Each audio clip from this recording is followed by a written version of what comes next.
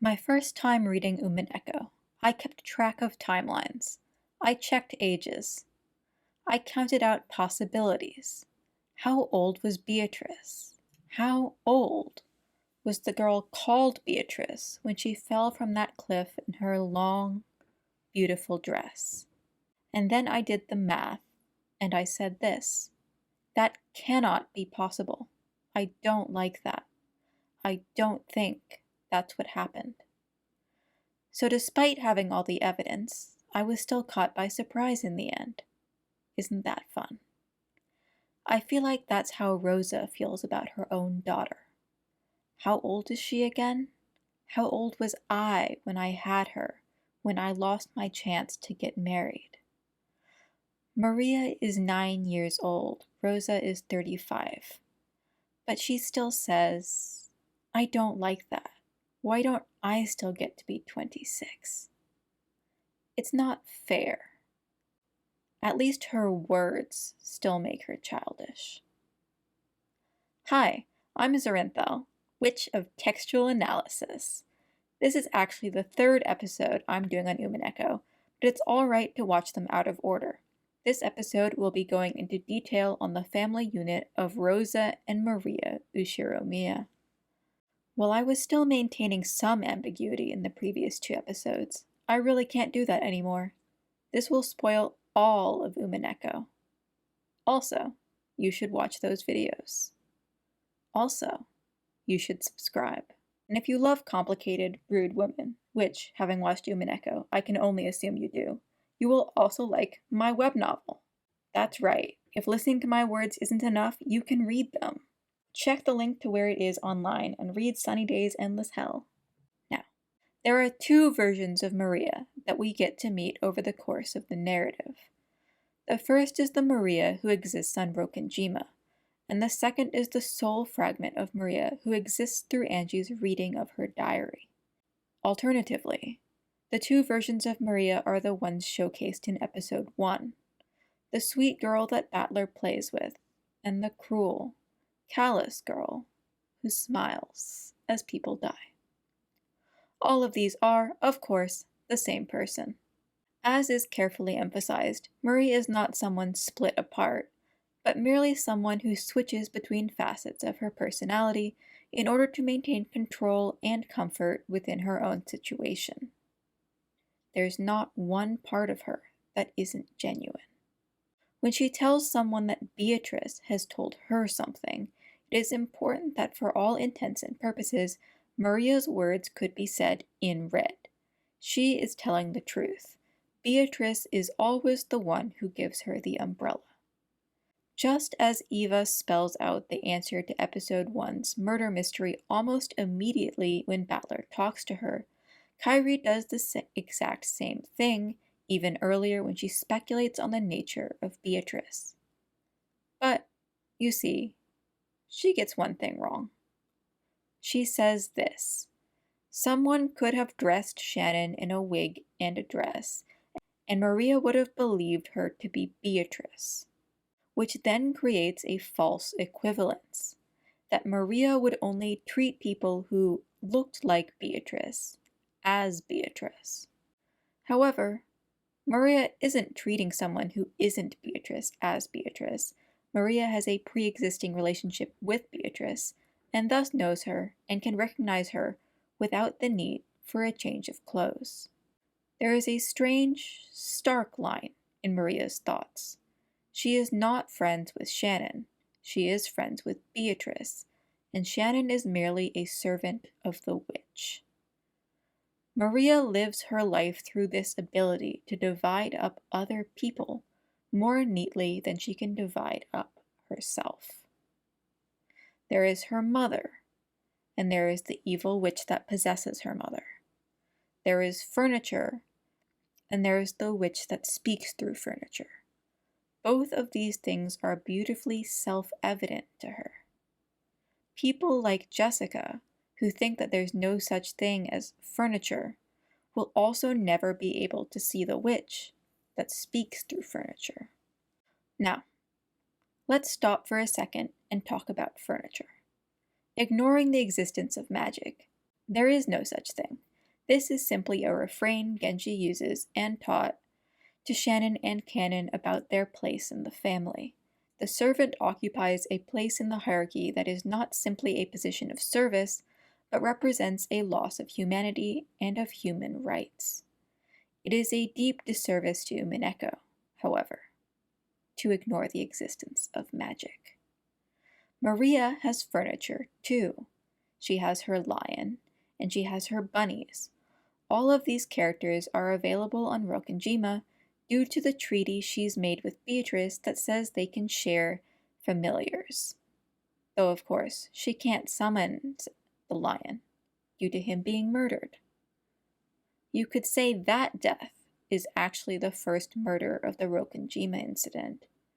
But I suppose once you start looking back, there's only more and more deaths piled up behind everyone. Asumu, after all, died even earlier, and Kinzo's wife died earlier yet, and Beatrice died, and died, and died. Maria's 4 rabbits are Rokenjima's 4 guns. However, there's only 3 of them available to be summoned, because Rosa has already killed the 4th. There's also only 3 of them available because there's only 3 answers to Kinzo's inheritance riddle. Who would you choose to kill in order to claim the Ushiramiya name? 1. Yourself. 2. The one you love. 3. Everyone else. 3 is Maria's choice, and it's George's choice, and it's Kinzo's choice. 3 out of 3. Why did they do that? Let's start from Kinzo and work our way down. Kinzo's choice, everyone else, is self-evident. He's greedy, so he wants to live, and he's greedy, so he wants the girl, and he's greedy, so he can't have anyone else know he has the gold and the girl. And yet, by killing everyone else, he loses Beatrice. Her love for him shatters, and all he has left is a prisoner of her own flesh, taken by force. He thought he was choosing the 4th choice, everyone else except the one you love. But that's not an option. It never is. George self-justifies far differently. Everyone else, he argues, really just means this one person who's threatening him. Once they are dead, then he doesn't need to kill anyone else in order to save the people he cares about. However, by killing the witch, he also kills the one he loves. Options 1, options 2, and options 3 are mutually exclusive without error. Maria has agreed to option 3 because she has agreed to help Beatrice send everyone on the island to the Golden Place, to a paradise beyond death. In order to claim the Ushiramiya name, it's not enough to kill herself. It's not enough to kill the one she loves. It's not enough to kill everyone else. Everyone, including herself, has to die. That's right, I lied. There was a 4th option this whole time. When the witch resurrects, no one is left alive. Maria's death is equivalent to Beatrice's own 4th choice. No survivors. It is a choice both completely greedy, she wants everyone to be happy together forever, and without greed. And yet, by choosing it, she falls into the same trap as Kinzo and George and Jessica and Battler. If only I could kill the right person, the right people, I could save everyone. Some sacrifices must be made. At the end of the 2nd arc, Rosa has one of her most iconic scenes. A gold bar in one hand, a gun in the other, she realizes she has no hand left to hold on to her daughter. And she hesitates. She can't let go of the gun. That's her protection from the witch. She can't let go of the gold. That's her ticket to a life of ease outside of Rokenjima. Maria is worth less than either of these objects. Maria is a net negative. She costs money. She costs social capital. She has, though Rosa is unaware, even been undercutting Rosa's own safety by assisting the witch. When Rosa was a child, she led a young woman to a cliff and, accidentally, let her off of it. It was Rosa, the youngest, who went into the woods and who found a witch in a cage of gold, and who freed her. A pregnant young woman, not that much older than her. Definitely younger than Ava. I mentioned in my previous video that Ava's stifled desire is that her father would want her around enough to lock her in the cage called Rokanjima. Somewhere in Rosa's mind is always the opposite of that. She, unlike Ava, is very, very afraid of Kinzo. It doesn't stand out much because Rosa is always bullied by her older siblings and they don't think much of her. It's normal that someone weak-minded like Rosa is scared of Kinzo. Isn't everyone? But in many ways, Rosa is the one who is most deliberately alienated from her father. Maria's name doesn't obey Kinzo's naming conventions.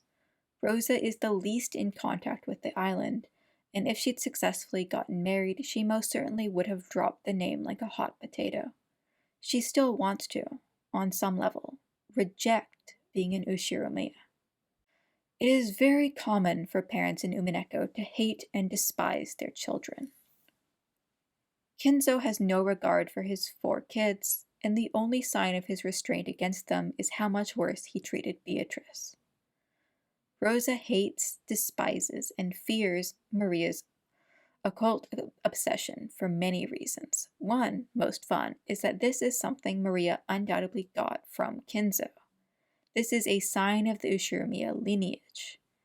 Maria is alienating Rosa from a normal life and keeping her more closely tied to the family she doesn't want. Her obsession with the occult is embarrassing because Maria is not a rich old man who can afford to force the world to dance to his bizarre whims. Maria is a witch without social capital and without physical capital. This is relevant even to Maria's comparison in power to Beatrice, the Golden Witch. Gold and magic are tied in Umineko. With money, you can make people believe in what you believe and see what you tell them to see. Maria only has her stuffed animals. No one has to see what she sees. Circling back, this is why Maria's bunnies are tied to the guns. In Maria's head, her stuffed animals not only speak and have personality, but they are closely attached to moments in her life that imbue them with meaning and purpose. Sakutaru is a representative of her mother's love for her. The bunnies, however, have their most memorable moment when Rosa throws one on the ground and shatters it. They represent betrayal, lack of safety, and death of a loved one. Beatrice's stakes are based on other servant girls who worked for the Rokanjima mansion. They have several purposes. One, a sweet fantasy. What if the other servants at the mansion were friends with me instead of being mean to me? 2, a darker fantasy. What if I was in charge and the other servants had to bow and scrape at my whim, the way I have to scrape and bow to Natsuhi? 3, a specific occult fantasy.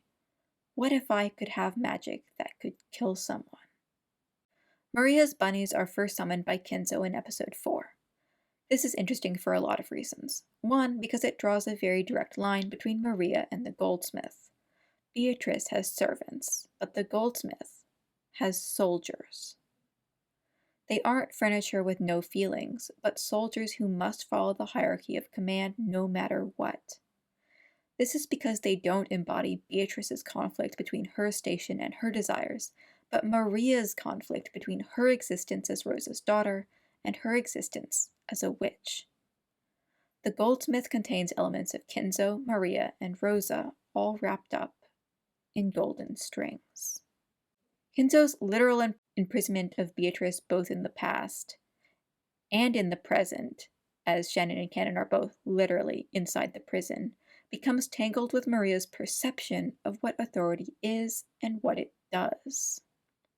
Moody, quick to anger, throwing stuff around, yelling, and then quickly calming down. That's the Rosa that Maria knows. But that's also the Kenzo that all of the siblings know. It's so bog-standard generational trauma abuse that it's barely worth a sentence for analysis. This is just the text. The evil witch mother that Maria has separated from her kind and loving mother is indistinguishable from her grandfather. Rosa has inherited everything that she's trying to run away from. So, what has Maria inherited? First of all, Maria has inherited the willingness to free the caged witch.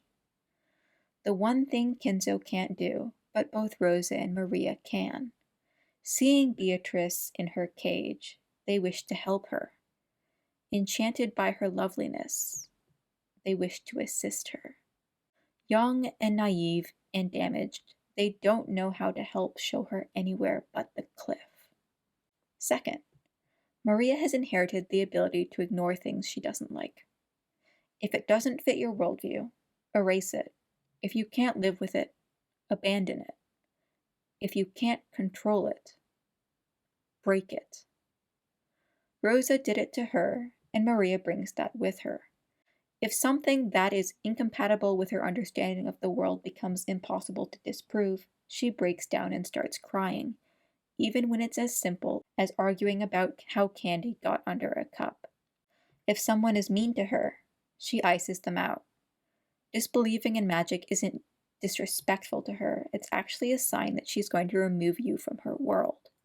Angie can dream about getting the chance to apologize to Maria in an impossible, happy future. But in a world where Maria lived, would she have accepted that apology? I don't think so. Finally, there's the resolution that leads to her aiding Beatrice's resurrection.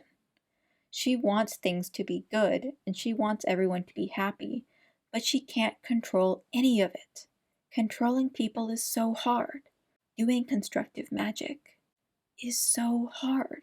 But using magic to break something is easy. And the easiest thing in the world to break is someone's trust. Maria lies to her mother, and Rosa lies to her, and both of them die together on the island, trapped in the golden cage of love and money. That's right. Kenzo couldn't ask his children to pick which of the three because they all did pick, one after the other. Everyone else, everyone else, everyone else. Except for poor Rosa. I said she abandoned her daughter, but I lied. If she'd abandoned her daughter, distrusted Maria, there's no way for her to have been deceived by the witch. It's because she couldn't abandon anything. Not violence, not money, and not love. Remember, without love, the witch cannot be seen. Thanks for watching. Check the link to where it is online and read Sunny Day's Endless Hell now. Thank you.